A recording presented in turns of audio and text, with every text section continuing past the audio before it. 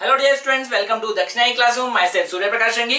बच्चों, आज हम डिस्कस करेंगे नीट 13 का D214। तो यहाँ पे पहले हम फिजिकल केमिस्ट्री का डिस्कशन करेंगे, देन ऑर्गेनिक और इनऑर्गेनिक का डिस्कशन होगा।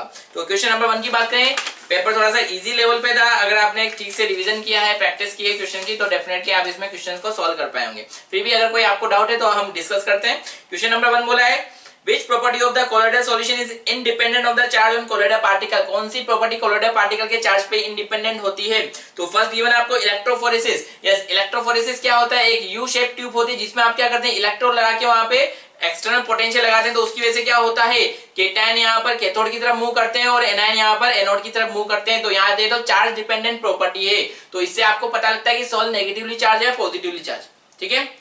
सेकेंड बोला है इलेक्ट्रो ऑस्मोसिस। यस, यहाँ पे आपने ऑस्मोसिस की बात की है। हम क्या करते हैं कि जो भी सॉल्व है उसको फिल्टर करने के लिए आप क्या करते हैं, एक पर्चमेंट पेपर में या एक फिल्टर पेपर में डाल के क्या करते हैं, वाटर में हैंग कर देते हैं, वाटर का फ्लो कराते हैं। राइट। तो इससे क्या होता है, वहां पे हम उसको सॉल्व को प्यूरिफाई करते हैं। अब अगर आप दोनों साइड इलेक्ट्रोड लगा दें तो उससे क्या होगा, जो नेगेटिवली चार्ज है और पॉजिटिव चार्ज इंप्यूरिटी है वो इलेक्ट्रोड की वजह से जल्दी बाहर आ जाती है। तो यहाँ पे भी चार्ज का एक मेन रोल है। राइट। तो इलेक्ट्रोऑस्मोसिस में भी क्या होगा, चार्ज के अकॉर्डिंग यहाँ पे प्रॉपर्टी शो होती है।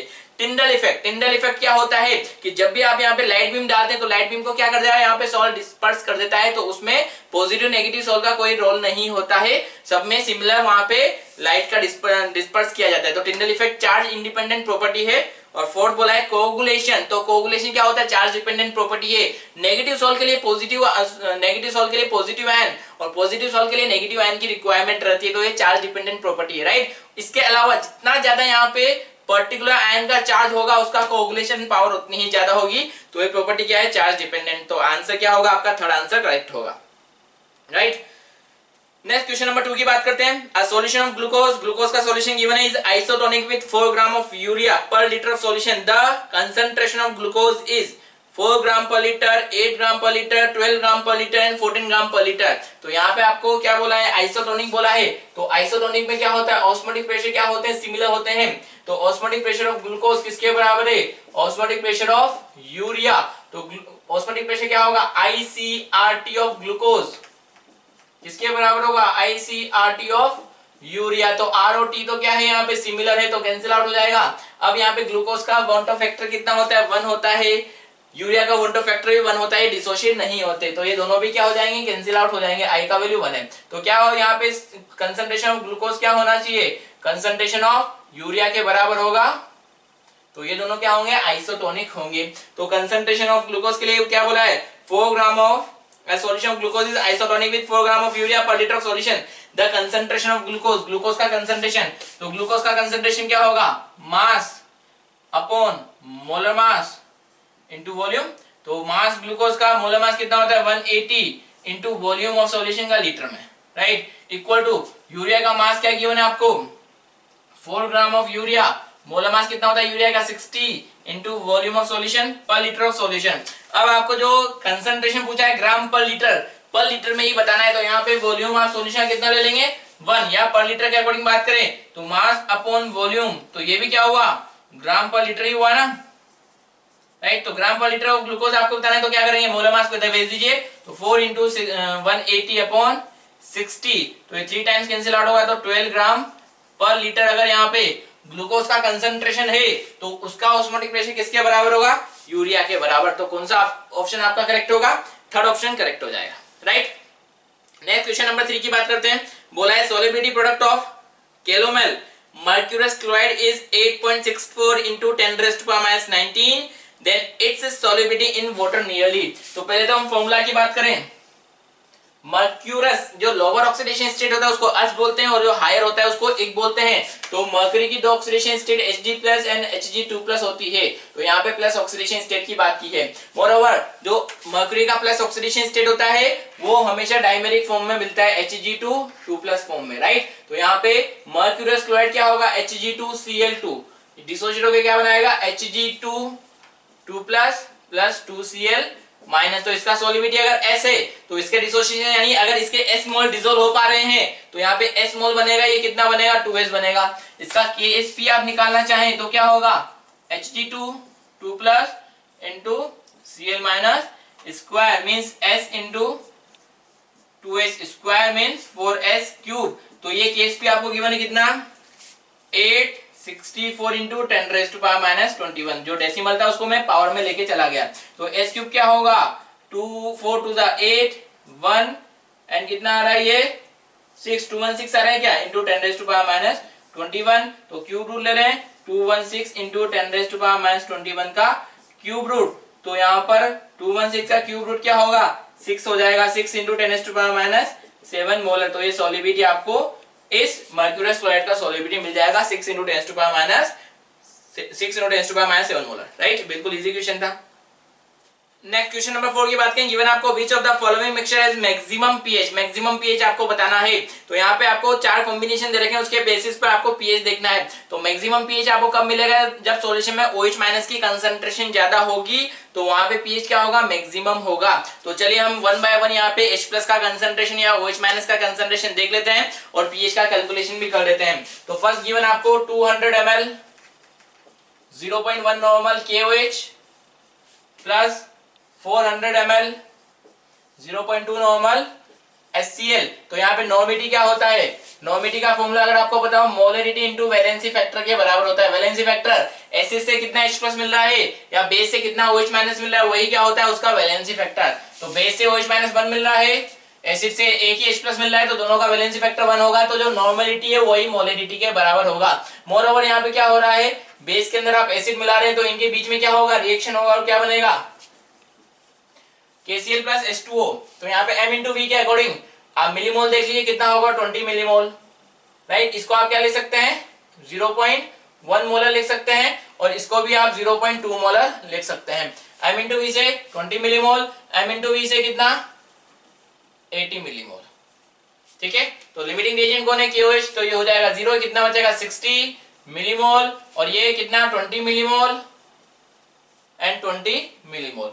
अब सॉल्ट की वजह से पीएच पे तो कोई इफेक्ट पड़ने वाला नहीं है। सॉल्यूशन में क्या है यहाँ पे स्ट्रॉन्ग एसिड है, तो पीएच आप किसके अकॉर्डिंग स्ट्रॉन्ग एसिड्स के अकॉर्डिंग निकालेंगे। तो HCl 100% डिसोशिएट होगा, तो इससे जो H प्लस बनेगा उसका कंसंट्रेशन कितना होगा 60 अपॉन टोटल वॉल्यूम कितना है यहाँ पर 200 प्लस 400 600 इतना ही है। तो कितना होगा यहाँ पर 1/10 मोलर। तो H प्लस कितना मिला 10⁻⁻1। तो पीएच कितना होगा यहाँ पे 1। तो फर्स्ट सॉल्यूशन का पीएच 1 है। सेकंड सॉल्यूशन की हम बात करें, सेकंड सॉल्यूशन कितना है 300 ml 0.2 molar HNO3 plus 100 ml 0.1 molar NaOH। Right, तो यहां पर क्या होगा रिएक्शन एसिड और बेस की रिएक्शन है, तो HNO3 प्लस NaOH प्रोड्यूस होगा, तो क्या बनेगा NaNO3 प्लस H2O। तो M इंटू V से कितना होगा 60 मिलीमोल और M इंटू V से क्या होगा 10 मिलीमोल। तो लिमिटिंग रिएजेंट कौन है NaOH, तो ये हो जाएगा 0, कितना बचेगा 50 मिलीमोल। ये कितना प्रोड्यूस होगा 10 मिलीमोल। तो ये तो क्या है सॉल्ट है, सॉल्ट भी किसका स्ट्रॉन्ग एसिड का और स्ट्रॉन्ग बेस का, तो उसकी वजह से पीएच तो कितना रहता है 7 ही रहता है। तो इससे पीएच डिसाइड नहीं होगा। पीएच किससे डिसाइड होगा इस HNO3 से। स्ट्रॉन्ग एसिड है तो जितना HNO3 का कंसंट्रेशन है उतना ही H प्लस का बनेगा। H प्लस का कंसंट्रेशन कितना 50 अपॉन टोटल वॉल्यूम कितना है यहाँ पे 300 प्लस 100 400। राइट, तो ये कितना होगा 1/8 मोलर, ये H प्लस मिल गया। तो पीएच कितना होगा नेगेटिव लॉग ऑफ 1/8 या फिर 8 को ऊपर लाएंगे पावर माइनस बनाएगा, माइनस बना के आ जाएगा, तो log 8 को क्या ले सकते हैं log 2 पावर 3। तो कितना होगा 0.9।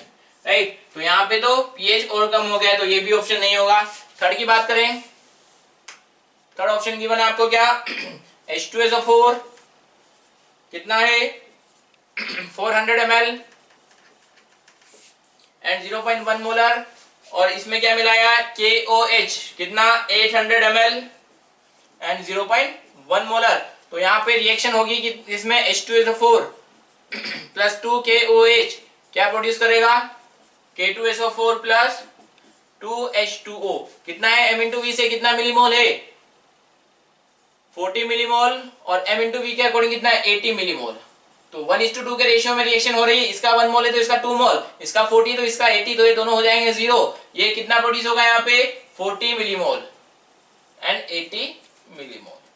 तो अगर हम यहाँ पे देखें तो एसिड बेस खत्म हो चुके हैं, सॉल्यूशन में क्या प्रेजेंट है, केवल सॉल्ट प्रेजेंट है। सॉल्ट भी किसका है, strong acid plus strong base, तो strong acid plus strong base salt होता है, तो पीएच कितना होता है वहां पे 7 होता है, तो थर्ड का पीएच कितना होगा 7। एंड फोर्थ की बात करें KOH plus HNO3, KOH given है कितना 0.2 and 500 ml and HNO3 0.1 and 200 ml, right. तो मिलीमोल कितना होगा M इंटू V से 100 millimole and M into V से कितना है 20 मिलीमोल, राइट। तो आपको क्या दे रखा है 0.2 500 KOH and 200 ml 0.1 HNO3, right. तो क्या बनने वाला है KNO3 प्लस H2O, तो यहाँ पे देख लें 100 मिलीमोल है, 20 मिलीमोल, तो ये होगा लिमिटिंग रिएजेंट, ये होगा एक्सेस रिएजेंट, तो ये हो जाएगा 0, ये कितना बचेगा 80 मिलीमोल, राइट। यहाँ पे ये कितना 20 मिलीमोल, ये तो क्या है सॉल्ट है, strong acid plus strong base का, तो पीएच आप किसके अकॉर्डिंग स्ट्रॉन्ग बेस के अकॉर्डिंग, जितना KOH है उतना ही OH माइनस का कंसंट्रेशन बनने वाला है 80 मिलीमोल अपॉन टोटल वॉल्यूम कितना है 500 प्लस 200 कितना हो जाएगा 700, तो 8/70 यहाँ पे OH माइनस का कंसंट्रेशन है, तो सबसे ज्यादा OH माइनस का कंसंट्रेशन फोर्थ वाले में ही रहेगा, तो POH कितना होगा नेगेटिव लॉग ऑफ 8/70, तो यहाँ से आप पीओएच निकालेंगे, फिर भी कैलकुलेशन की जरूरत नहीं है क्योंकि यहाँ पे ये एक अकेला सॉल्यूशन है जिसमें OH माइनस की कंसंट्रेशन प्रेजेंट है। ये यहाँ पे सॉल्यूशन कैसा था एसिडिक था, ये वाला सॉल्यूशन भी कैसा था एसिडिक था, ये सॉल्यूशन कैसा है न्यूट्रल, ये सॉल्यूशन कैसा होगा बेसिक। अगर ये सॉल्यूशन बेसिक है तो इसमें OH माइनस की कंसंट्रेशन क्या होगी ज्यादा, यानी पीएच क्या होगा हाई होगा 7 से ज्यादा, तो फोर्थ स्टेटमेंट में पीएच क्या होगा 7 से ज्यादा रहने वाला है, right.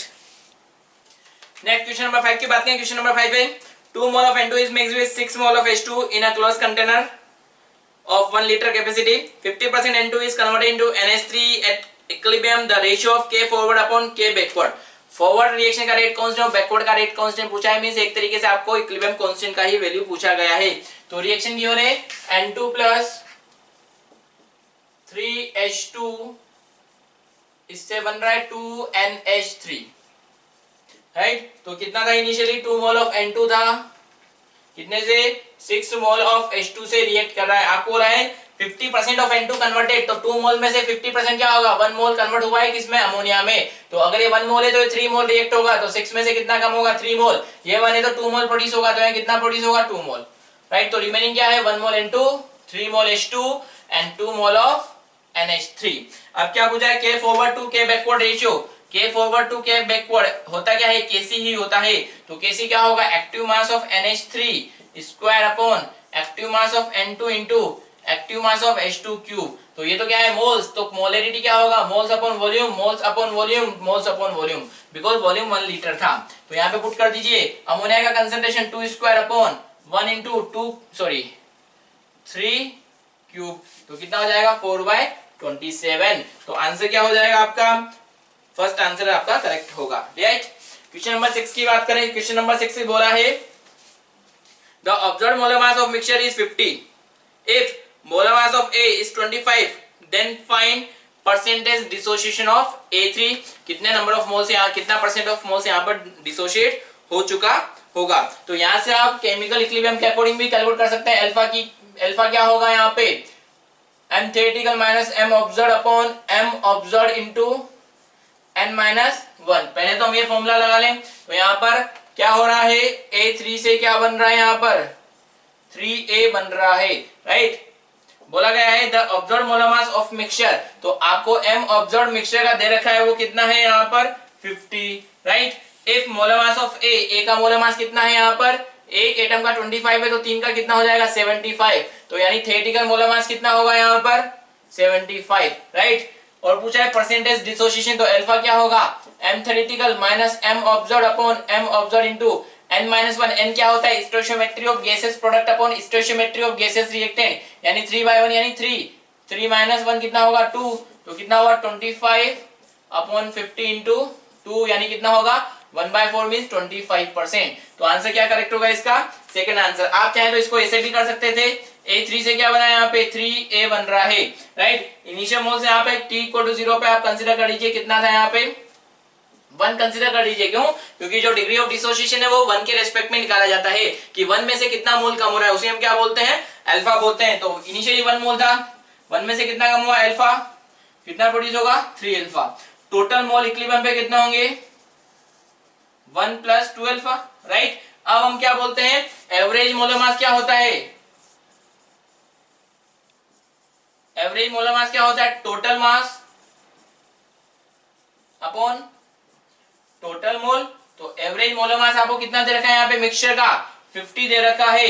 Total mass initially A3 present था, कितना था, 1 मोल, एक एटम का मास 25 है, तो 3 का कितना होगा 75 अपॉन टोटल मोल कितना होगा 1 प्लस 2 अल्फा, राइट। तो यहां से निकल जाएगा 2 alpha, 1 plus 2 alpha equal to 75 upon 50। सही कैलकुलेशन कर रहे हैं क्या, यस, 3/2 यानी 1.5, राइट। तो 2 अल्फा कितना होगा, 1 को दबे दो 0.5 यानी 1/2, अल्फा कितना हो जाएगा 1/4 मींस 25%, राइट। तो ऐसे भी आप करेंगे तो भी सेकंड आंसर आपका करेक्ट आ रहा है। नेक्स्ट क्वेश्चन नंबर 7 की बात करें, बोला है आपको for following cell of at 298 kelvin, आपको सेल रिप्रेजेंटेशन गिवन है। Cu से Cu2 प्लस का सेल पोटेंशियल, इलेक्ट्रोड पोटेंशियल और Ag प्लस से Ag का इलेक्ट्रोड पोटेंशियल गिवन है। इक्विलिब्रियम कांस्टेंट पूछा है इस रिएक्शन के लिए। तो इक्विलिब्रियम कांस्टेंट की हम बात करें तो कैसे कैलकुलेट करेंगे, नॉन इक्वेशन की अगर हम बात करें तो E सेल क्या होगा, E naught cell minus 0.06 upon n log product upon reactant, जो कि क्या होता है Q होता है। जब इक्विलिब्रियम आता है तो E सेल हो जाएगा 0 एट इक्विलिब्रियम, ई सेल क्या होगा 0 और Q किसके बराबर, K के बराबर हो जाएगा। तो इसको 0 पुट कर दें, E नॉट को इधर ले आए तो क्या हो जाएगा, E naught cell equal to, इसको हम 0.0591 0.06 से ही कर देते हैं, इजी कैलकुलेशन रहेगा, 0.06 upon n log K, right. तो अब n का वैल्यू क्या होगा, यहाँ पे देख लीजिए कितने इलेक्ट्रॉन, इधर 2 इलेक्ट्रॉन फ्लो हुए, इधर भी टोटल 2 इलेक्ट्रॉन फ्लो हो रहे हैं। तो इसके लिए n का वैल्यू क्या होगा 2 हो जाएगा। E नॉट निकालने पहले, E नॉट ऑफ सेल क्या होगा, E naught of cell reduction potential of cathode, cathode का रिडक्शन पोटेंशियल गिवन है क्या, यह 0.812 minus reduction potential of anode, anode का रिडक्शन पोटेंशियल, जैसे ऑक्सीडेशन है इसको रिडक्शन में चेंज करने के लिए माइनस से मल्टीप्लाई करेंगे तो ये कितना हो जाएगा 0.34। तो इसका डिफरेंस देख लीजिए कितना आ रहा है, 2 11 में से कितना गया 4 7 एंड 6 में से 0.372, चेक कीजिए।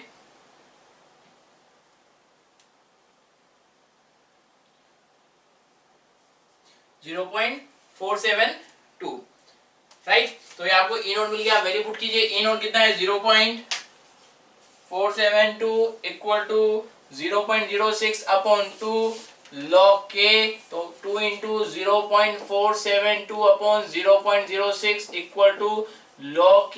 तो इन दोनों का जो ये वैल्यू है लगभग 16 आ जाएगा। log K तो एंटी लॉग लेना, K आपको मिल जाएगा 10⁻16। थोड़ा सा कैलकुलेशन था बट एक बार आपको यहाँ पे 16 आ गया तो कैलकुलेशन फिर इजी हो जाएगा, ठीक है। तो आंसर क्या होगा इसका, फोर्थ आंसर आपका करेक्ट हो जाएगा।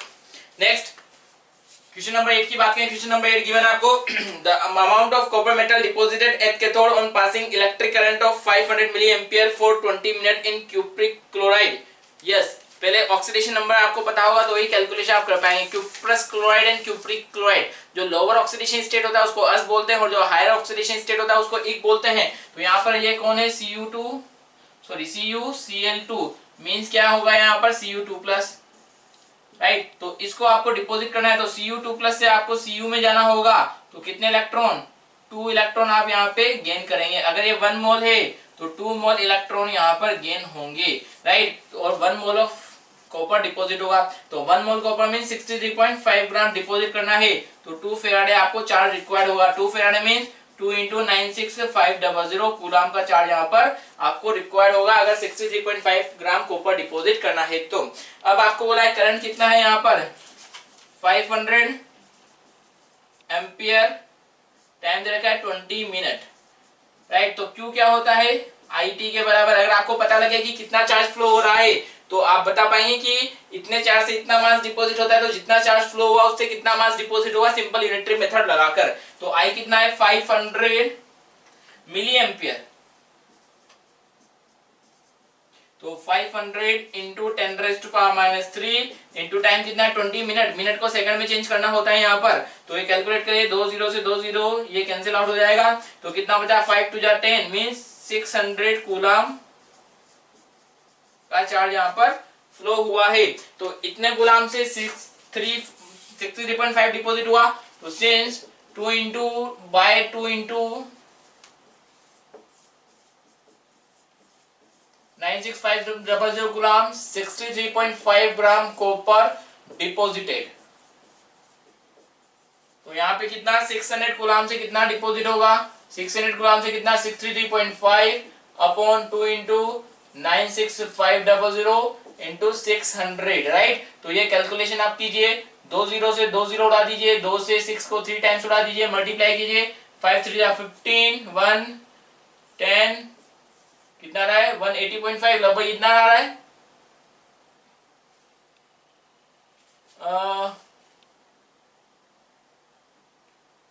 190.5, राइट, अपॉन 965, राइट। इसको अगर आप अप्रोक्सीमेट 1000 मान लें तो ये राउंड ऑफ लगभग कितना कैलकुलेशन होगा, 0.19 के बराबर कुछ कैलकुलेशन आपको मिलेगा। तो 0.19 के बराबर कोई वैल्यू मिल रही है, इसके केवल थर्ड ऑप्शन है, 0.197 के 19 के नियर बाय है, तो ऑप्शन आपका कौन सा करेक्ट होगा, थर्ड ऑप्शन आपका करेक्ट हो जाएगा। नेक्स्ट क्वेश्चन नंबर 9 की बात करें। क्वेश्चन नंबर 9 बोला गया है following graph is constructed for the fixed amount of gas. तो यहाँ पर आपको एक ग्राफ गिवन है, तो ग्राफ कैसा है, कुछ इस तरह का ग्राफ है, राइट। यहाँ पे 0.1 बोला है, यहाँ पर 0.2 बोला है और यहाँ पर 0.3 बोला है। इधर से इधर मूव कर रहे हैं, जो ग्राफ है वो वॉल्यूम और टेम्परेचर के बीच में है। तो इन्होंने बोला है 4 स्टेटमेंट आपको दे रखे हैं, बताना है कौन सा इनकरेक्ट है। तो फर्स्ट बोला है 1 to 2 pressure will increases. 1 to 2 की बात करें, 1 से 2 में जा रहे हैं तो वॉल्यूम क्या हो रहा है, डिक्रीज हो रहा है। तो अगर फर्स्ट ऑप्शन की बात करें तो 1 से 2 में गए तो वॉल्यूम हुआ डिक्रीज, और जब इस पॉइंट से आप 2 पॉइंट तक मूव करेंगे तो टेम्परेचर क्या हो रहा है, इंक्रीज। तो प्रेशर क्या होता है यहाँ पे, volume sorry temperature upon volume के प्रपोर्शन होता है। तो यहाँ पे टेम्परेचर इंक्रीज हो रहा है, वॉल्यूम डिक्रीज हो रहा है, तो प्रेशर क्या होगा, यहाँ पर इंक्रीज हो रहा होगा। तो इन्होंने बोला है 1 to 2 प्रेशर विल इंक्रीजेज, बिल्कुल करेक्ट है, प्रेशर इंक्रीज हो रहा होगा, ठीक है। इन्होंने तो इनकरेक्ट पूछा, हमें इनकरेक्ट यहाँ से ढूंढना है। सेकंड बोला है 2 से 3 प्रेशर रिमेन कांस्टेंट। 2 से 3 में प्रेशर रिमेन कांस्टेंट। यहाँ पे जो ग्राफ है वो ओरिजिन से मूव कर रहा है, आपको डैश डैश लाइन दे रखा है, तो वॉल्यूम टेम्परेचर के क्या होता है, डायरेक्टली प्रोपोर्शनल। तो अगर वॉल्यूम टेम्परेचर के डायरेक्टली प्रोपोर्शनल है तो मींस प्रेशर क्या हुआ, कांस्टेंट। तो यहाँ पे ये ग्राफ जो है 2 से 3 वाला वो कांस्टेंट प्रेशर के लिए ड्रॉ किया गया है, तो स्टेटमेंट क्या है, करेक्ट है। थर्ड बोला है as pressure at 3 is greater than stated, pressure at 3 is greater than stated।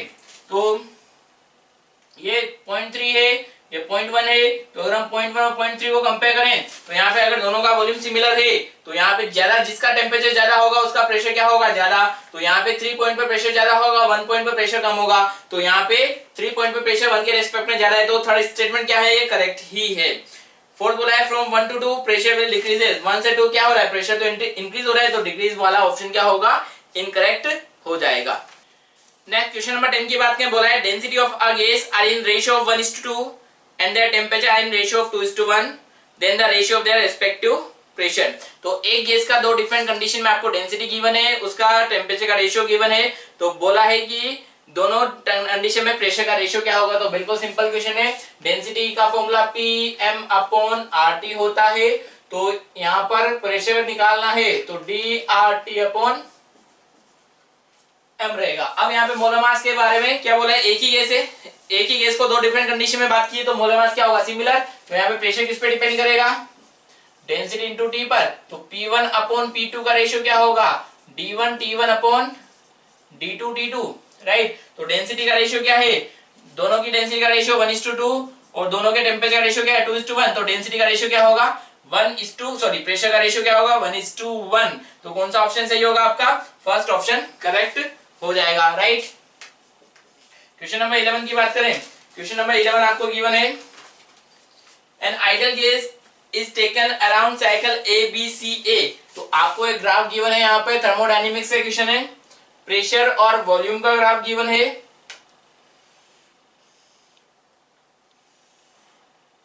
कुछ इस तरह का डायग्राम है, ये पॉइंट A, ये पॉइंट B और ये point C। ABC close structure आपको दे रखा है।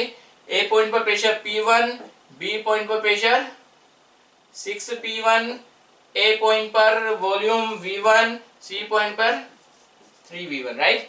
बोला है an ideal gas is taken around cycle ABCA as shown in the PV diagram. The net work done by the gas during the cycle is equal to, right. तो यहाँ पे sign के according calculation नहीं दी है, तो हम direct यहाँ पर नॉर्मल वर्क का कैलकुलेशन करेंगे। तो क्लोज स्ट्रक्चर में वर्क का कैलकुलेशन क्या होगा, यहाँ पे area of the close cycle. तो यहाँ पे एरिया क्या होगा, ट्रायंगल का area half base into height 5p1, right. तो ये कितना होगा 5p1 v1 हो जाएगा, राइट। तो आंसर आपका कौन सा वाला करेक्ट हो जाएगा, थर्ड ऑप्शन आपका करेक्ट होगा। नेक्स्ट क्वेश्चन नंबर 12 की बात करें, बोला है two molecule of idol gas expand spontaneously into vacuum, the work done is. अब देखिए यहाँ पे जो एक्सपांशन हो रहा है वो वैक्यूम में हो रहा है, यानी जहां पे एक्सपांशन हो रहा है वहां पे बाहर पे प्रेशर क्या है, जीरो, यानी गैस को रोकने वाला कोई नहीं है। अगर गैस को रोकने वाला कोई नहीं है, गैस को अपोज करने वाला कोई नहीं है, तो गैस को कोई काम करने की जरूरत नहीं है, वहां पे एक्सपांशन अपने आप होगा।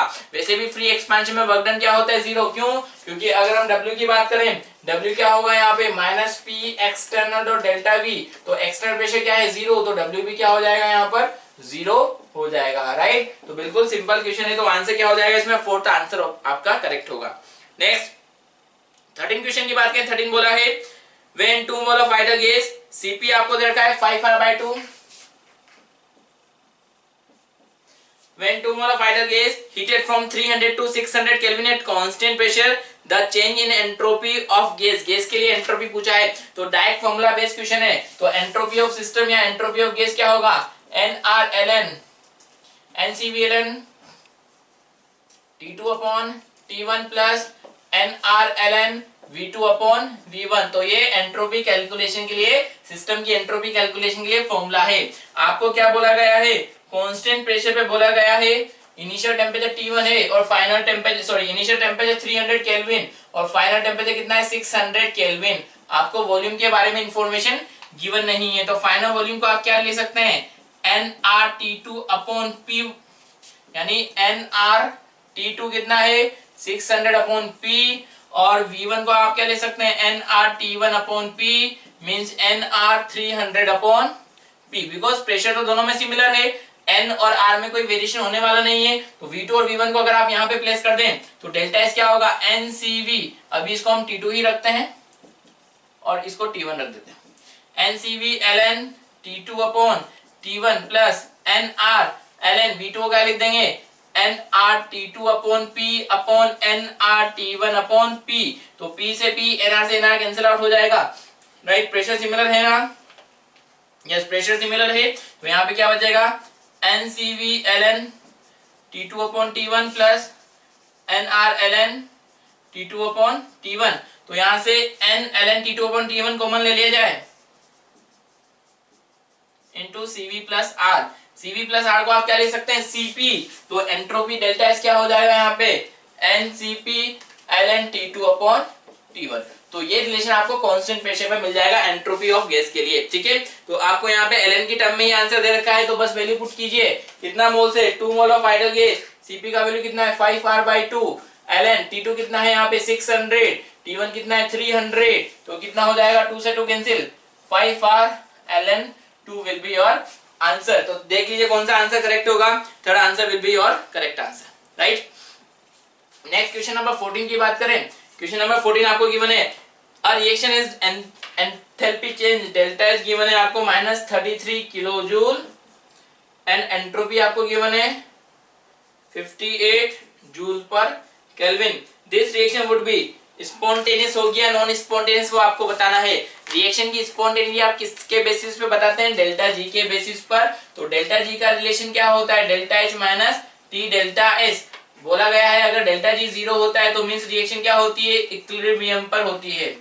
अगर डेल्टा जी यहाँ पर पॉजिटिव होता है तो रिएक्शन कैसी होती है, नॉन स्पॉन्टेनियस होती है, यानी अपने आप नहीं होगी, आपको एक्सटर्नल एजेंट की रिक्वायरमेंट होगी, हेल्प की रिक्वायरमेंट होगी रिएक्शन को प्रोसीड कराने के लिए। और अगर डेल्टा जी नेगेटिव है तो रिएक्शन क्या होगी, स्पॉन्टेनियस होगी। तो आपको चेक करना है डेल्टा जी 0 है, नेगेटिव है या पॉजिटिव है। तो हम वैल्यू पुट कीजिए, डेल्टा जी क्या होगा यहाँ पे, डेल्टा एच का वैल्यू कितना है -33 kilo joule minus T, temperature आपको पता नहीं बट डेल्टा एच पता है कैसा है, पॉजिटिव है, 58 किलो जूल में था, सॉरी जूल में था तो किलो में कन्वर्ट करने के लिए 1000 से डिवाइड करेंगे। तो यहाँ पर ये भी नेगेटिव टर्म है, टेम्परेचर नेगेटिव तो होगा नहीं, पॉजिटिव रहेगा, ये भी नेगेटिव टर्म है, ये भी नेगेटिव टर्म है, तो डेल्टा जी ओवरऑल कैसा बनेगा, नेगेटिव ही बनेगा। तो रिएक्शन कैसी होगी, स्पॉन्टेनियस होनी चाहिए, राइट। तो आपका आंसर कौन सा करेक्ट हो जाएगा?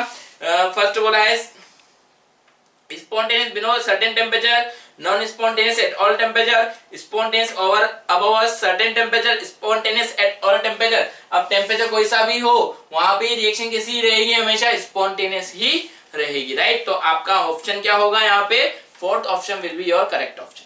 नेक्स्ट क्वेश्चन नंबर 15 की बात करें, गिवन आपको the value of heat of combustion of ethane and ethyne are -341 and -310 kilo calorie respectively, then which of the following will be better fuel. तो आपको बताना है कौन सा बेटर फ्यूल होगा। तो यहाँ पे आपको दे रखा है delta H combustion of C2H6 कितना दे रखा है यहाँ पे? -341 kilo joule kilo calorie and delta H combustion of C2H2 दे रखा है कितना? -310 किलो कैलोरी, राइट। तो आपको एंथैल्पी ऑफ कंबशन गिवन है, बेटर फ्यूल के बारे में पूछा है, तो हम बेटर फ्यूल कैसे बता सकते हैं? यस, कैलोरीफिक वैल्यू के बारे में अगर आपने पढ़ा हो तो कैलोरीफिक वैल्यू क्या होता है? पर ग्राम से जितना एनर्जी प्रोड्यूस हो रहा हो, पर ग्राम कंबशन से जितना एनर्जी प्रोड्यूस हो रहा हो उसे ही हम क्या बोलते हैं? Calorific value. तो जिसका कैलोरीफिक वैल्यू ज्यादा है वो बेटर फ्यूल होता है, जिसके पर ग्राम से ज्यादा एनर्जी प्रोड्यूस हो रही हो कंबशन से वो बेटर फ्यूल होता है। तो हम क्या करेंगे यहाँ पे? इनका कैलोरीफिक वैल्यू CF निकाल लेंगे। CF क्या होता है? Delta H of combustion upon molar mass, right. तो एक मोल के कंबशन से इतना एनर्जी प्रोड्यूस हो रहा है, एक मोल मींस मोलर मास के बराबर का मास, और 1 ग्राम से कितना होगा? This upon molar mass. तो यहाँ पे कैलोरीफिक वैल्यू ऑफ C2H6 क्या होगा? यहाँ पे 341 इतना एनर्जी प्रोड्यूस हुआ, माइनस साइन क्या शो कर रहा है कि रिएक्शन कैसी है? Exothermic, upon molar mass of C2H6 कितना होगा? 30 होगा। तो ये मिल जाएगा लगभग आपको कितना? 11.37। तो यहाँ पे -11.37 किलो कैलोरी एनर्जी यहाँ पर प्रोड्यूस हो रहा होगा by combustion of C2H6। Similarly calorific value of C2H2 की बात करें कितना होगा? -310 अपॉन 27। तो ये लगभग प्रोड्यूस हो रहा होगा -11.9 किलो कैलोरी, राइट। तो किसमें ज्यादा एनर्जी प्रोड्यूस हुआ? C2H6 में प्रोड्यूस हुआ। तो बेटर फ्यूल कौन होगा? सॉरी, C2H2 में ज्यादा एनर्जी प्रोड्यूस हुआ तो बेटर फ्यूल कौन होगा? C2H2 यहाँ पर बेटर फ्यूल होगा, राइट। नेक्स्ट क्वेश्चन नंबर 16 की बात करें, क्वेश्चन नंबर 16 आपको गिवन है।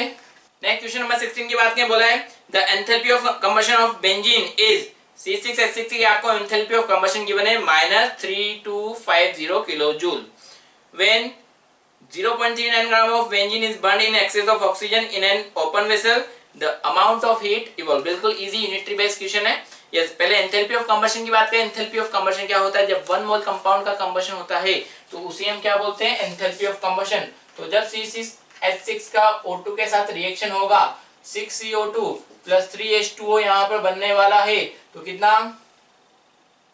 6 2 जा 12, 12 and 3 15, तो कितना है? 15/2 O2 यहाँ पे कंज्यूम होगा। तो एंथैल्पी ऑफ कंबशन आपको कितना दे रखा है यहाँ पे? -3250 किलो जूल। यानी जब 1 मोल का कंबशन हो रहा है तो इतना एनर्जी प्रोड्यूस हो रहा है। 1 mole mean 78 gram of benzene, right. तो 78 ग्राम बेंजीन से इतना एनर्जी प्रोड्यूस हो रहा है। आपको बोला है 0.39 ग्राम ऑफ बेंजीन बर्न हो रहा है तो कितना एनर्जी प्रोड्यूस होगा? तो लगा लें सेंस by 78 gram benzene 3250 kilo joule energy produce या हीट इतना प्रोड्यूस हो रहा है। तो 1 ग्राम से कितना हीट प्रोड्यूस होगा? 3250 अपॉन 78 एंड 0.39 ग्राम से कितना एनर्जी प्रोड्यूस होगा? 3250 अपॉन 78 इंटू 0.39 या 39/100। एक ही बात है, ऐसा भी लिख सकते हैं। तो ये 2 टाइम्स कैंसिल आउट हो जाएगा। डिवाइड कीजिए, कितने टाइम्स डिवाइड होगा? 1625/100 मीन 16.25 किलो जूल एनर्जी यहाँ पर प्रोड्यूस होने वाला है। तो बिल्कुल सिंपल क्वेश्चन था, ठीक है। तो आपका आंसर क्या होगा? थर्ड आंसर हो जाएगा। नेक्स्ट क्वेश्चन नंबर 17 की बात करें। क्वेश्चन नंबर 17 आपको दे रखा है थर्मोकेमिस्ट्री से। बोला है enthalpy of neutralisation of acetic acid by NaOH is -550.6 kilojoule per mole and that of heat of neutralisation for strong acid with NaOH is -55.9 kilojoule. The value of enthalpy change. तो enthalpy of neutralisation क्या होती है? Exothermic reaction होता है, तो इसका delta H कैसा होगा? नेगेटिव ही रहने वाला है। तो दोनों में आपको एंथैल्पी का वैल्यू दे रखा है। तो एसिटिक एसिड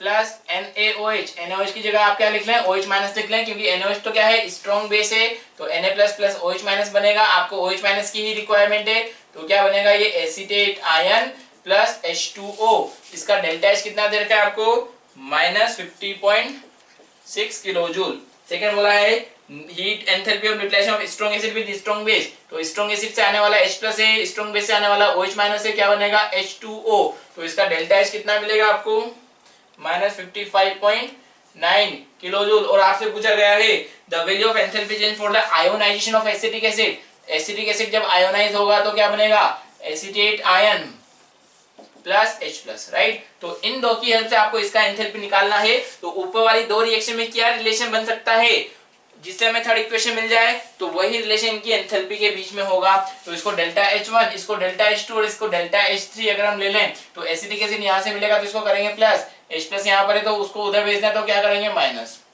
ठीक है। इसको प्लस किया तो एसिटेट आयन यहां पर आ गया, ये माइनस हुआ तो प्लस का और माइनस का OH माइनस कैंसिल आउट हो जाएगा, प्लस का H2 और माइनस का H2 कैंसिल आउट हो जाएगा, तो डेल्टा H3 क्या हो जाएगा, delta H1 minus delta H2, delta H1 minus 50.6 minus delta H2 minus 55.6, तो कितना हो जाएगा ये 55.6 से माइनस 55.9 माइनस 50.6, तो डिफरेंस ले लीजिए कितना आ रहा है, डिफरेंस आपको कितना मिल रहा है, 9 में से 6 गया कितना 3 और ये कितना 5.3, तो डेल्टा H3 आपको मिल जाएगा 5.3। अब डेल्टा H कैसा मिल रहा है आपको, positive, positive means endothermic reaction, तो ये वीक एसिड होता है, इसलिए इसको डिसोशिएट करने के लिए आपको एनर्जी देनी पड़ती है। तो आंसर आपका कौन सा करेक्ट हो जाएगा, थर्ड आंसर आपका correct answer. Next question number 18 की बात करें, बोला है when a certain amount of ethylene, ethylene means C2H4, was combusted 5644 kilojoule heat was evolved, if heat of combustion of ethylene is 1411 kilojoule per mole, the volume of O2 that entered into reaction। तो आपको बोला है जब एक मोल का combustion होता है तो कितना एनर्जी प्रोड्यूस हो रहा है, 1411 किलोजूल। तो पहले आपको देखना पड़ेगा 5644 के लिए कितने मोल ऑफ इथाइलिन का कंबशन किया गया होगा। तो हम क्या करें, since 1411 kilojoule heat produced by 1 mole ethylene C2H4, so 1 kilojoule कितने से प्रोड्यूस होगा, 1/1411 एंड कितना गिवन है 5644, इसके लिए कितना एनर्जी 1/1411 इंटू 5644, तो कैलकुलेट कीजिए कितना आ रहा है 4 मोल ऑफ C2H4, तो इतने मोल का यहाँ पर कंबशन किया गया होगा। तो अब आपको पूछा है इतने मोल के कंबशन के लिए कितना मोल ऑफ O2 रिक्वायर्ड होगा। तो अब सिंपली आप कंबशन की इक्वेशन लिख लीजिए, C2H4 प्लस O2 की रिएक्शन से क्या बन रहा है, CO2 प्लस H2O, इक्वेशन को बैलेंस कीजिए, 2 carbon 4 hydrogen 2 water, 2 to the 4 and 2 6, तो 3O2। तो अगर 1 मोल C2H4 है तो उसके लिए 3 मोल ऑफ O2 की रिक्वायरमेंट होगी। अगर 4 मोल ऑफ C2H4 है तो उसके लिए इसका 4 टाइम्स मींस सॉरी जितना ये है उसका 3 times means 12 mole of O2 की रिक्वायरमेंट होगी। 12 mole of O2 means 12 into 22.4 litre multiply कीजिए तो आपको आंसर मिल जाएगा 268.8 लीटर O2 की यहाँ पे रिक्वायरमेंट होगी। तो ऑप्शन कौन सा करेक्ट होगा आपका, सेकंड ऑप्शन आपका करेक्ट ऑप्शन हो जाएगा, राइट। क्वेश्चन नंबर 19 की बात करें, क्वेश्चन नंबर 19 आपको गिवन है 2 mole of ideal diatomic gas is expanded isothermally from 4 atm to 2 atm at 300 Kelvin. The heat supplied in the isothermal process if carried out reversibly। तो reversible process आपको given है, तो यहाँ पर delta U क्या होगा, Q plus W के बराबर, तो Q आपको बताना है। अब आइसोथर्मल में dt क्या होता है 0, तो आइसोथर्मल कंडीशन में डेल्टा U भी क्या होता है 0, तो Q क्या होगा यहाँ पर माइनस W के बराबर। अगर आपने वर्क डन निकाले तो आपको पता लगेगा कि हीट कितनी सप्लाई हुई होगी, पॉजिटिव हुई होगी, नेगेटिव हुई होगी। अगर वर्क डन पॉजिटिव तो Q क्या होगा, नेगेटिव मींस सिस्टम से हीट बाहर निकल गई, और अगर वर्क डन नेगेटिव हुआ तो नेगेटिव नेगेटिव क्या हो जाएंगे, पॉजिटिव मींस सिस्टम को हीट सप्लाई हुई है। तो यहाँ पे हम W की बात करें, W क्या होगा माइनस, आपको किस टर्म में गिवन है, ln2 का वैल्यू गिवन है minus nRT ln V2 upon V1, या फिर minus nRT ln P1 upon P2, ये दोनों ही फॉर्मूले हम यहाँ पर यूज में ले सकते हैं गिवन इन्फॉर्मेशन के अकॉर्डिंग। तो इन्फॉर्मेशन आपको किसकी गिवन है, वॉल्यूम की गिवन है, फाइनल और इनिशियल। तो यहाँ पे सॉरी प्रेशर की इन्फॉर्मेशन गिवन है, तो इसके अकॉर्डिंग हम सॉल्व करेंगे। तो Q क्या हो जाएगा, माइनस माइनस प्लस हो गया, nRT ln P1 upon P2। तो वैल्यू पुट कीजिए, n कितना 2, R का वैल्यू कितना है 2, टेम्परेचर कितना है ये 300 kelvin, ln P1 initial pressure कितना था 4, फाइनल प्रेशर कितना है 2 atm, तो कितना हो जाएगा 1200 ln 2 का वैल्यू आपको गिवन है कितना है 0.7, तो कितना आ रहा है ये 840, बिकॉज आर का वैल्यू अपने कैलोरी में लिया था, 840 कैलोरी आपको मिल जाएगा। तो Q पॉजिटिव आ रहा है, मीन सिस्टम को हीट सप्लाई की गई होगी। तो आपका कौन सा आंसर सही हो जाएगा, थर्ड आंसर आपका करेक्ट ऑप्शन होगा, राइट।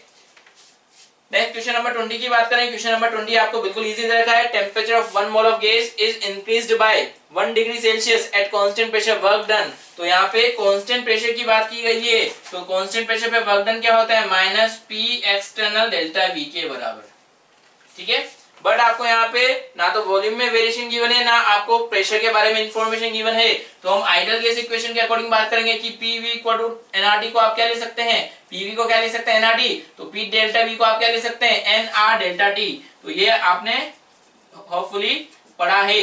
तो W को आप क्या ले सकते हैं nR डेल्टा T, बिकॉज यहाँ पे प्रेशर कांस्टेंट, वॉल्यूम वेरिएबल है, N और R तो कांस्टेंट रहेंगे, वेरिएबल कौन होगा, टेम्परेचर ही वेरिएबल होगा। तो W किसके बराबर, माइनस nR डेल्टा T के बराबर हो जाएगा। तो W क्या होगा, माइनस N का वैल्यू कितना है 1 mole into R delta T। Temperature increase हो रहा है, डिक्रीज हो रहा है, इंक्रीज हो रहा है 1 डिग्री से। तो यहाँ पे T2 माइनस T1 जब आप करेंगे तो चाहे डिफरेंस केल्विन में लीजिए या डिग्री सेल्सियस में, डिफरेंस दोनों बराबर ही होता है। सपोज आपने लिया यहाँ पर 298 माइनस 297, राइट। तो इन दोनों का डिफरेंस भी कितना होगा, 1 ही होगा। और 25 माइनस 24, ये 25 डिग्री सेल्सियस है, 24 डिग्री सेल्सियस, इनका डिफरेंस भी 1 ही होगा। तो डिफरेंस तो 1 ही रहने वाला है। तो डेल्टा टी क्या होगा 1, तो W आपको क्या मिल जाएगा, माइनस R मिल जाएगा। तो कौन सा ऑप्शन सही होगा आपका, फर्स्ट ऑप्शन करेक्ट ऑप्शन हो जाएगा। नेक्स्ट क्वेश्चन नंबर 21 आपको गिवन है।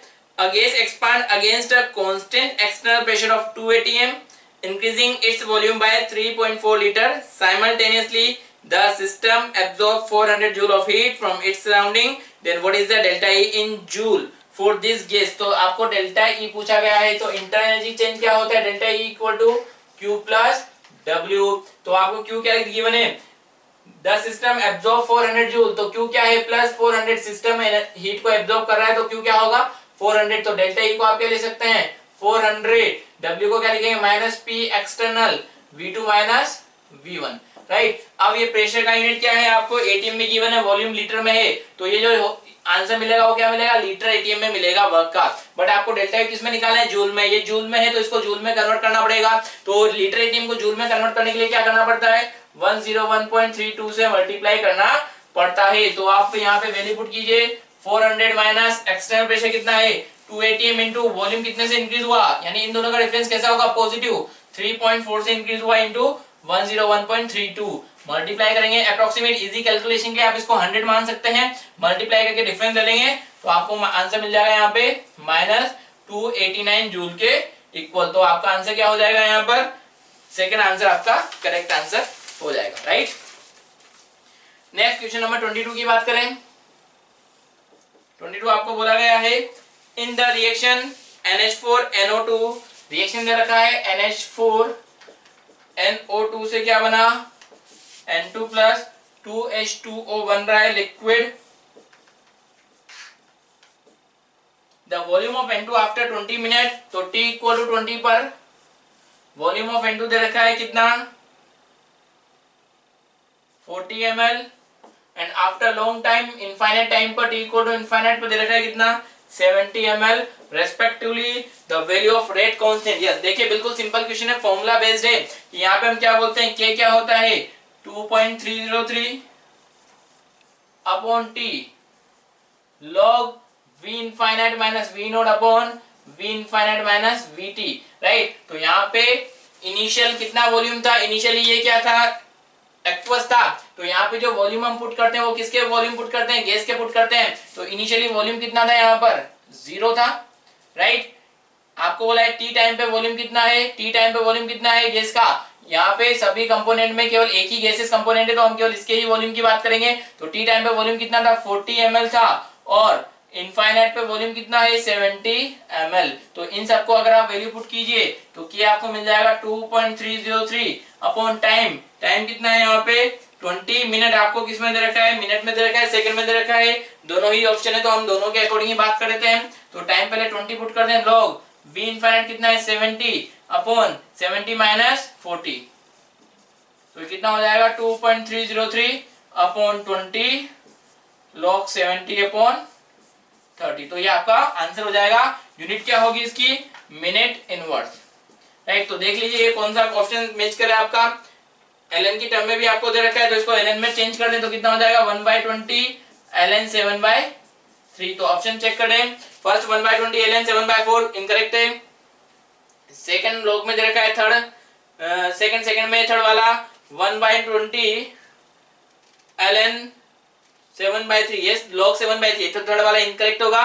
एंड फोर्थ है 2.303 अपॉन 20 log 11 तो ये भी मैच नहीं करा है, तो हम सेकंड ऑप्शन की बात करते हैं। वो सेकंड में दे रखा है, इसको हम सेकंड में कन्वर्ट करते हैं तो k कितना होगा 2.303 अपॉन 20 मिनट था, तो मिनट को सेकंड में चेंज करने के लिए किससे मल्टीप्लाई करेंगे 60 से, तो 1200 log 70 अपॉन 30 यानी 7/3। तो ऑप्शन कौन सा करेक्ट हो जाएगा आपका, सेकंड ऑप्शन करेक्ट आंसर होगा, राइट। नेक्स्ट क्वेश्चन नंबर 23 की बात करें। 23 बोला है rate of the reaction increases with temperature, किसके लिए, एक्सोथर्मिक के लिए या एंडोथर्मिक के लिए। यस देखिए अगर हम एंडोथर्मिक या एक्सोथर्मिक की बात करें तो कोई सी भी रिएक्शन हो जिसमें आप टेम्परेचर बढ़ाते हैं तो इनिशियली क्या होता है, वहां पर टेम्परेचर बढ़ाने से क्या होता है कोलिजन्स बढ़ जाते हैं, तो इनिशियली रेट ऑफ रिएक्शन तो क्या होती है इंक्रीज होती है। वैसे भी आप बात करें, अगर हम आरएनएस इक्वेशन के अकॉर्डिंग बात करें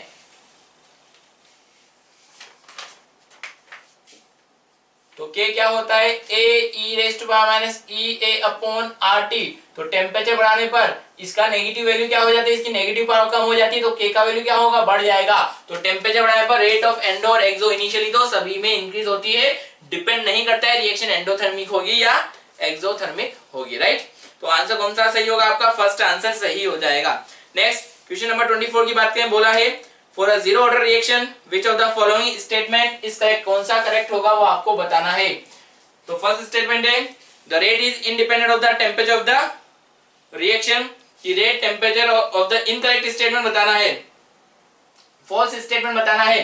तो हम क्या बोलते हैं, रेट किसके बराबर होती है, रेट इक्वल टू के ए पावर 0 मींस रेट किसके बराबर होती है जीरो ऑर्डर में, किसके बराबर है के बराबर होती है। तो के तो क्या होता है टेम्परेचर डिपेंडेंट होता है, इन्होंने बोला है the rate is independent of the temperature, temperature पे इंडिपेंडेंट होती है, बल्कि यहाँ पे किस पे डिपेंड होती है टेम्परेचर पर डिपेंड होती है, बिकॉज के पर डिपेंड करता है। सभी रिएक्शन की रेट टेम्परेचर डिपेंडेंट होती है। सेकंड बोला है, तो फर्स्ट ऑप्शन आपको इनकरेक्ट बताना, तो फर्स्ट ही आपका आंसर हो जाएगा। बाकी तीन ऑप्शन भी देख लेते हैं। बोला है the rate is independent of the initial concentration of the reaction, तो जीरो ऑर्डर रिएक्शन में कंसंट्रेशन पे इंडिपेंडेंट होती है, तो ये स्टेटमेंट क्या है करेक्ट है, बट हमारा आंसर नहीं है।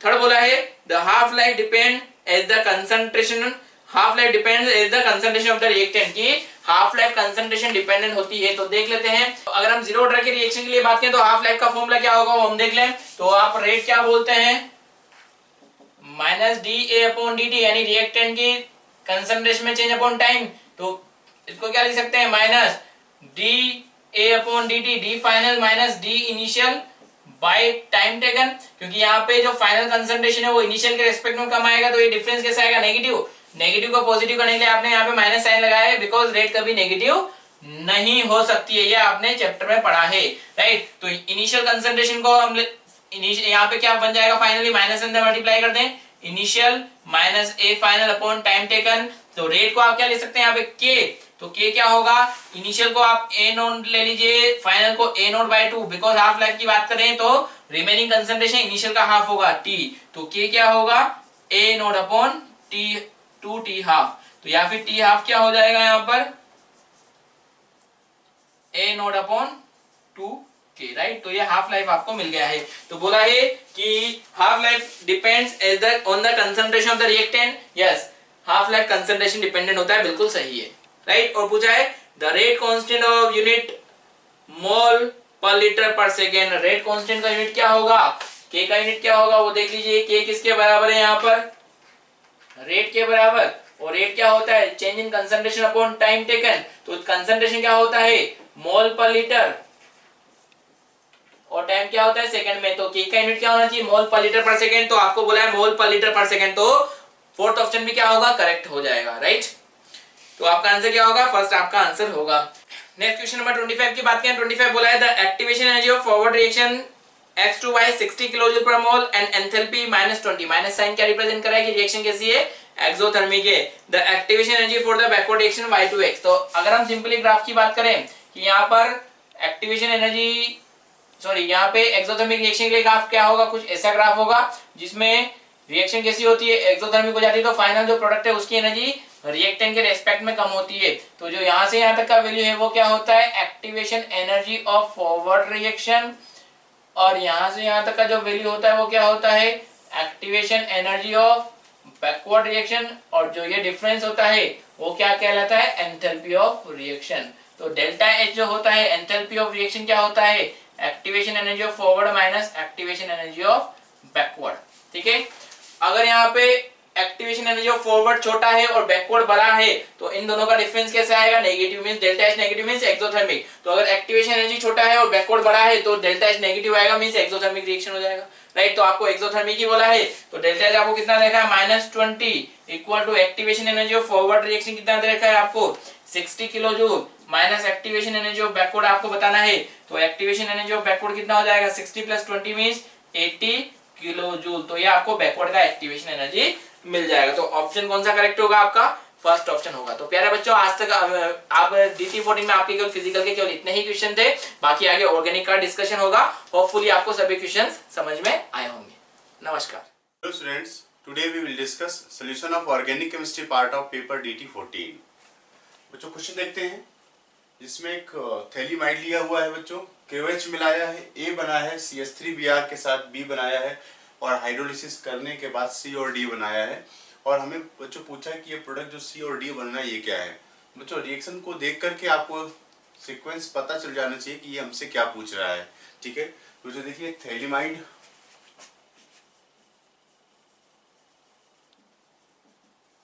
ठीक है। तो अगर पूरा सीक्वेंस आप देखें बच्चों, ये गैब्रियल थैलीमाइड सिंथेसिस है,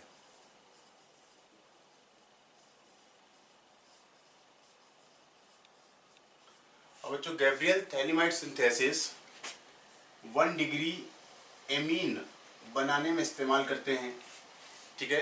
तो प्रोडक्ट इसका एक तो एमीन जरूर रहेगा, प्राइमरी एमीन बनाने में इस्तेमाल करते हैं। बच्चों बहुत ही इंपॉर्टेंट, मोस्ट इंपॉर्टेंट रिएक्शन है जिसको देखना है। बच्चों हम स्टार्ट करते हैं, देखिए प्रोडक्ट बनाना, C डबल बॉन्ड O और ये NH। बच्चों ये एमाइड है और ये H है, ये H एसिडिक है।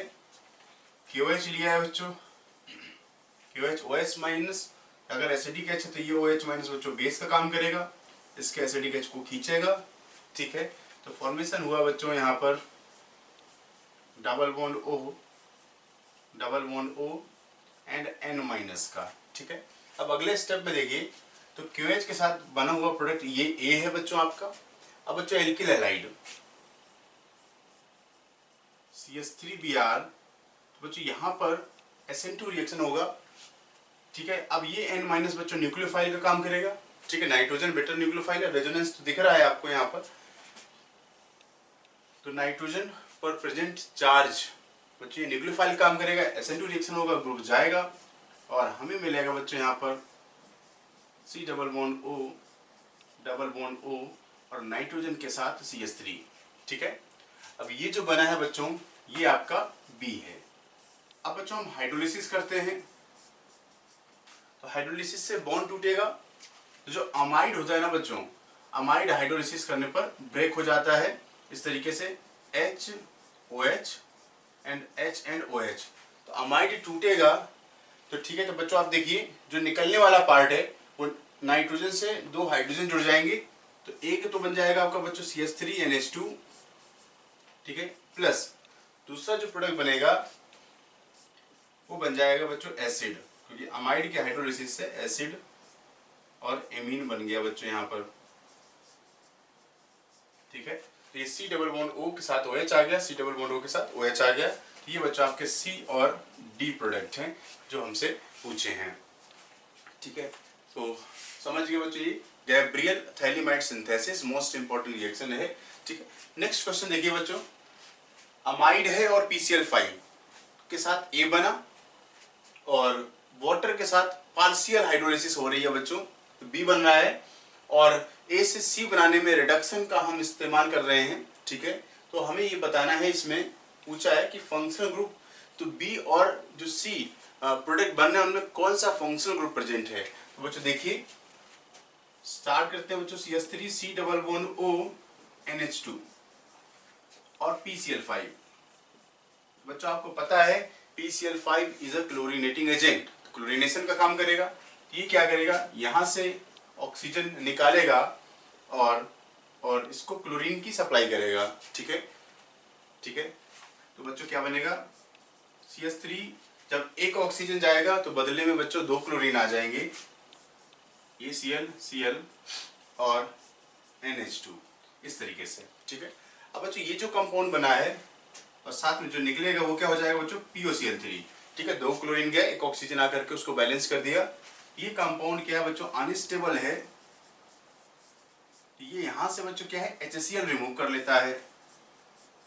HCl के जाने के बाद अब क्या दिखेगा बच्चों, ये CH3CN, तो ये जो बन रहा है बच्चों ये A है। तो ध्यान देना ये है कि जो अमाइड है PCl5 के साथ रिएक्शन करके साइनाइड बनाता है, ये एक इंपॉर्टेंट बात है, ठीक है। तो इंपॉर्टेंट रिएक्शन है बच्चों। अब बच्चों देखिए यहाँ पर हाइड्रोलिसिस हुआ है H2O, तो वाटर का हाइड्रोलिसिस अगर आप देखें तो साइनाइड के साथ वाटर हाइड्रोलिसिस की जो रिएक्शन होती है बच्चों वो एसिड में कन्वर्ट होता है, लेकिन हाइड्रोलिसिस कैसा हो रहा है, पार्शियल हो रहा है बच्चों। आप इसको ऐसे भी देख सकते हैं, C ट्रिपल बॉन्ड N है, अब वाटर लोन पेयर के थ्रू इस कार्बन पर अटैक करेगा क्योंकि कार्बन नाइट्रोजन बॉन्ड पोलर है, ठीक है। तो आप देखिए बच्चों क्या मिला है हमें, उसको देखिए, ये मिला हमें CH3C और OH और ये पॉजिटिव चार्ज और डबल बॉन्ड N-, ठीक है। अब बच्चों ये ऑक्सीजन पर चार्ज है, ये खत्म करना चाहेगा, यहाँ पर नाइट्रोजन पर चार्ज बना, ये भी खत्म करना चाहेगा। तो ये इसका एक H खींचता है, ये अपना बॉन्ड यहाँ से तोड़ लेता है। तो यहाँ पर बना बच्चों आपको क्या, CH3C OH double bond NH।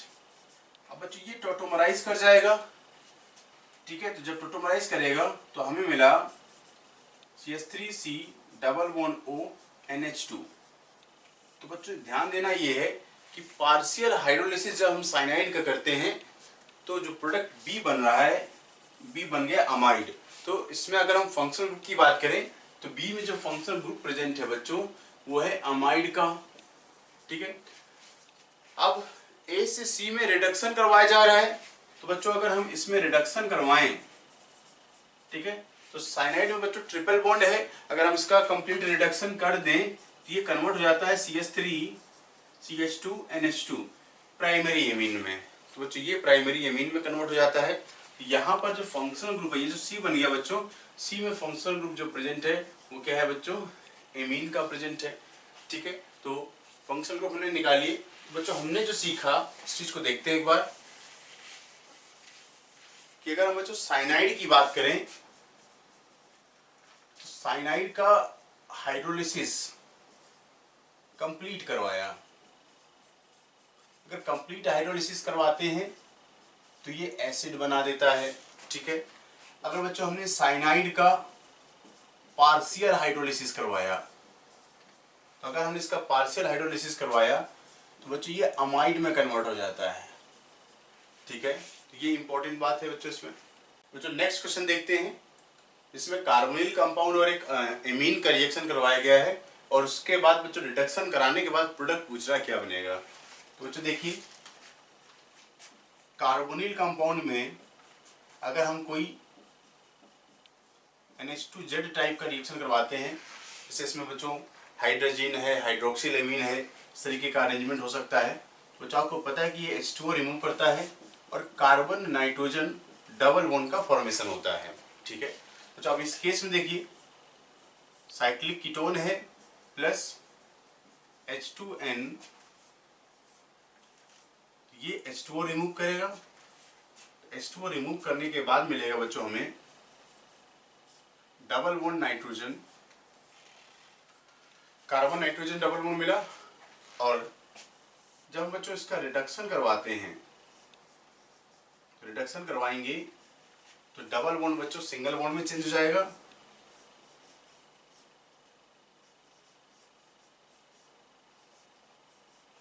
तो बच्चों ये इसका प्रोडक्ट है, this is the product of the reaction. तो बच्चों ये बहुत ही इंपॉर्टेंट रिएक्शन है, कई बार पेपर में पूछा जा चुका है, ठीक है। तो बच्चों अगर हम इस बॉन्ड का रिडक्शन करें अगर हम, तो ये सिंगल बॉन्ड बन जाएगा इस तरीके से, ठीक है।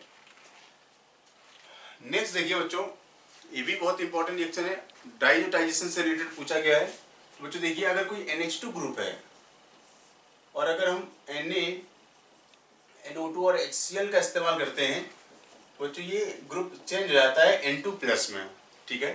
तो अगर हम बच्चों यहां पर देखें, बच्चों ये NH2, तो Na, NO2 और HCl के साथ यहां पर मिला बच्चों हमें N2 प्लस।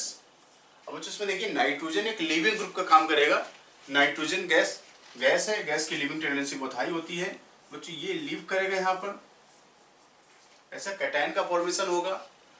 अब बच्चों देखिए, कार्बोकैटायन जब बनता है तो रीअरेंजमेंट होता है, ठीक है। कार्बोकैटायन जब बनता है तो रीअरेंजमेंट होता है। ये जो प्रोडक्ट है बच्चों, हमें ये मेजर प्रोडक्ट बताना है, इस रिएक्शन का मेजर प्रोडक्ट क्या होगा। तो बच्चों देखिए, अब हम चूंकि 5 mm रिंग के बाहर चार्ज है तो ये रिंग एक्सपेंड करेगी, यहां पर होगा बच्चों रिंग एक्सपेंशन। तो रिंग एक्सपेंशन बाय 1 कार्बन। बच्चों 5 mm रिंग है, 6 में कन्वर्ट हो जाएगी। अब चूंकि बच्चों देखिए इसमें सॉल्वेंट वाटर का काम करेगा, ठीक है। तो सॉल्वेंट वाटर है और वाटर से जो ग्रुप आता है बच्चों वो OH आता है। तो this is the major product of the reaction.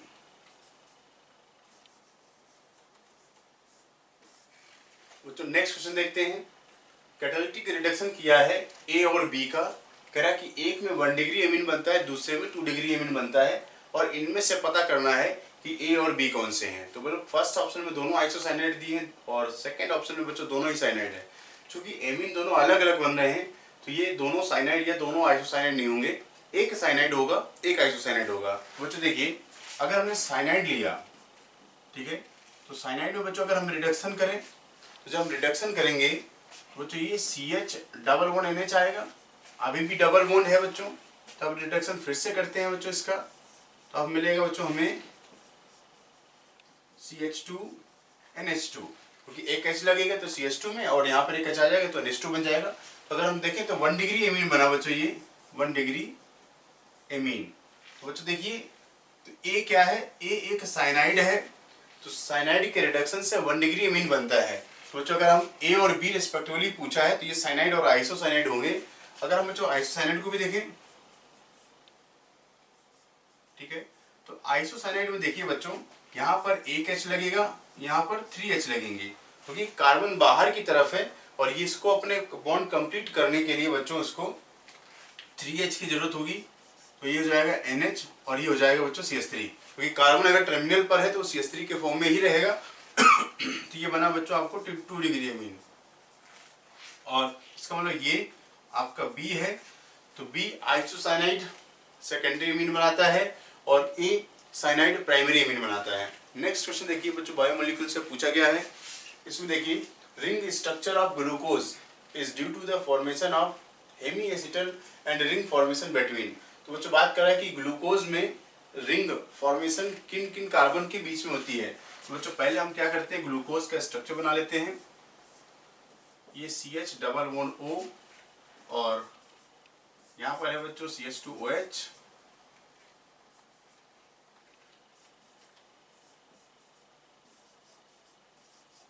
ठीक है। तो ये बच्चों स्ट्रक्चर है ग्लूकोज का, ओपन चेन स्ट्रक्चर। अगर रिंग फॉर्मेशन की बात करें तो बच्चों ग्लूकोज में 6 मेंबर रिंग वाला स्ट्रक्चर बनता है, 1 2 3 4 5 एंड 6। तो बच्चों रिंग फॉर्मेशन में ये 5th कार्बन,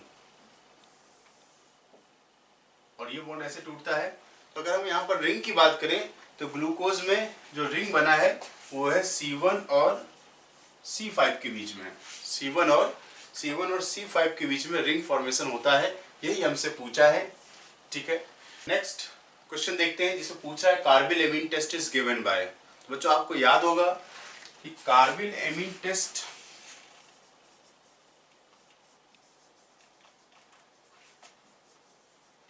ये है बच्चों टेस्ट ऑफ 1 डिग्री एमीन। ये अमाइन का टेस्ट है और अमाइन एलिफेटिक हो या एरोमेटिक हो, ये दोनों चलेंगे। ठीक है, तो 1 degree aliphatic and aromatic amines gives carbylamine test. तो ये देखिए 1 डिग्री का है और ये भी एमीन क्या है बच्चों 1 डिग्री का है, तो 2 and 3 बोथ आ जाएगा आंसर। और आपको बच्चों पता है कि कार्बिल एमीन टेस्ट में हम करते क्या हैं बच्चों, ये NH2 क्लोरोफॉर्म और KOH के साथ कंबाइन करके बच्चों ये आइसोसाइनाइड में कन्वर्ट होता है और आइसोसाइनाइड की बैड स्मेल से हमें पता चल जाता है कि ये प्राइमरी एमीन है। ठीक है, तो बच्चों देखिए तो NH2 का होना जरूरी है, सेकेंडरी और टर्सरी एमीन का टेस्ट ये नहीं है। ठीक है, नेक्स्ट देखिए बच्चों एनिलीन है और ये कुछ रिएक्शंस करवाई गई हैं और इसका मेजर प्रोडक्ट हमसे पूछा है।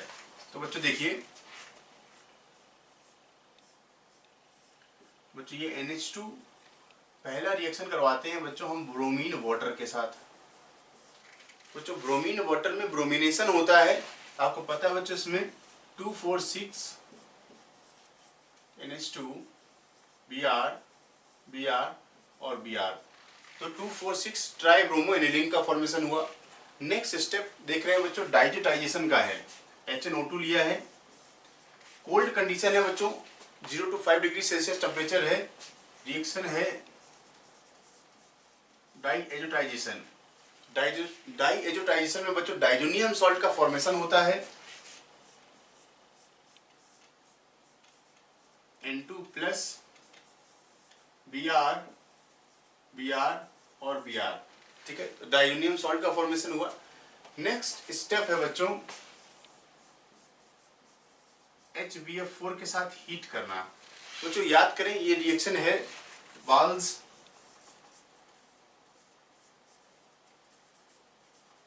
सीमेन रिएक्शन और इस रिएक्शन में बच्चों फ्लूरोबेंजीन का फॉर्मेशन होता है, ब्रोमीन लगा हुआ है, लगा रहेगा बच्चों। ठीक है, तो ये आपका बच्चों इस रिएक्शन का this is the major product of this reaction. बहुत ही इंपॉर्टेंट सीक्वेंस है बच्चों नेक्स्ट क्वेश्चन देखते हैं जिनमें कुछ रिएक्शंस गिवन है, प्रोडक्ट भी बनाया गया है। आपसे पूछा कि in which step product is wrong. बच्चों देखिए अगर हम फर्स्ट रिएक्शन की बात करें तो NH2 और N2 प्लस बना है, डाइएजोटाइजेशन हो रहा है, ये स्टेप बिल्कुल सही है। फिर देखिए इस स्टेप में ये रिडक्शन हुआ है तो H3PO2 रिडक्शन रिड्यूसिंग एजेंट का काम कर रहा है बच्चों, ये स्टेप भी सही है। फिर इसके बाद देखिए फ्रीडल क्राफ्ट रिएक्शन हो रही है, अल्काइल बेंजीन का फॉर्मेशन हुआ, ये स्टेप भी सही है। और बच्चों यहाँ से यहाँ देखिए तो फोर्थ स्टेप गलत हो रहा है क्योंकि प्रोडक्ट पैरा पर बनाया जा रहा है, जबकि सनलाइट की प्रेजेंस में जो ब्रोमिनेशन होता है बच्चों उसका पैरा प्रोडक्ट नहीं बनता। वो बच्चों इसका जो मेन जो प्रोडक्ट है CH2CH3 ब्रोमिनेशन कराते हैं बच्चों, तो ये साइड चेन हेलोजिनेशन है, तो ये रिएक्शन भी काफी इंपॉर्टेंट है। ठीक है, तो ये एलाइलिक और बेंजाइलिक जो कार्बन होते हैं वहां पर बच्चों हेलोजिनेशन होता है, तो इसका प्रोडक्ट ये बनेगा। तो फोर्थ स्टेप गलत हो गया। इसके बाद देखिए बच्चों ये रिएक्शन नाइट्रेशन की है, तो फिफ्थ रिएक्शन नाइट्रेशन की है, लेकिन जो प्रोडक्ट बना रहा है उसमें जो ग्रुप आ रहा है वो सल्फोनिक ग्रुप आ रहा है, SO3H आ रहा है, जबकि इसका जो ग्रुप आना चाहिए वो NO2 आना चाहिए।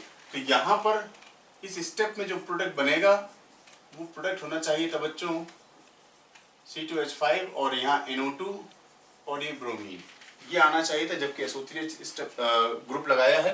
तो जो स्टेप गलत है जिनमें प्रोडक्ट बना हुआ है वो स्टेप है बच्चों 4 and 5। तो नेक्स्ट क्वेश्चन देखते हैं जिसमें फिनॉल है फिनॉल के साथ बच्चों दो रिएक्शंस करवाई जा रही हैं, एक एल्किल हैलाइड के साथ, एक क्लोरोफॉर्म के साथ। बच्चों आपको पता है कि फिनॉल क्लोरोफॉर्म और OH minus Rymer diamond reaction है।